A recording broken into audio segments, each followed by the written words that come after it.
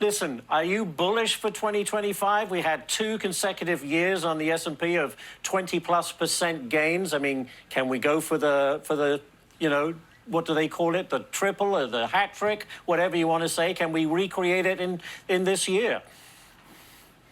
I think 2025 is going to be a tale of two stories. We do come into January very bullish, but concentrated really in mega cap tech names and out of the areas that are bearish, like the staples and real estate. But I think the setup, unfortunately, is for mega cap tech to have a decent sized correction sometime starting in the first half of this year, because of the fact that inflation is going to reaccelerate, in our opinion, and take the 10-year note to 5% or higher. So I think we're going to get off to a good start, but I think we need to be ready for a correction. We've told clients we will probably be de-risking and selling everything we've been buying for the last several months sometime in the first half of this year, and then looking to buy it back towards the end of the year. 2025, you have to be very, very nimble because there's a lot of headwinds that this new administration is going to have to deal with.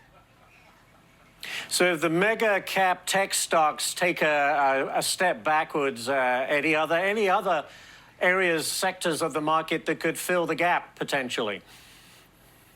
So a lot of areas have already had a pretty decent sized correction. If you look at things like housing and, again, healthcare and staples and things that are interest rate sensitive have really been challenged over the last several weeks. The problem is we're so concentrated in these mega cap tech names that if we do have this correction sometime this year, it's going to bring everything down with it. You probably want to rotate into gold or utilities and very defensive names if that scenario plays out.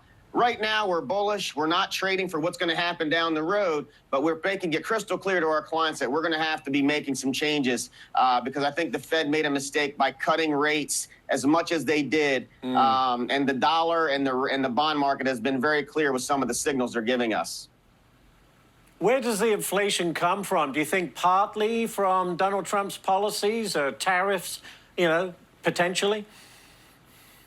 So I don't think it's going to come from the tariffs. I think it's coming from acceleration of growth. The Fed is putting stimulus in the economy that's not in a recession. And then you look at commodity prices as well, too. Look at oil. Oil is continuing to trend up. Food costs are going up. So this whole narrative that inflation is coming down or dropping like a rock is just not accurate, in my opinion. All right, we'll have to leave it there, but great stuff as always. Eddie Ghabour, thank you so much, sir, for joining us on this Friday.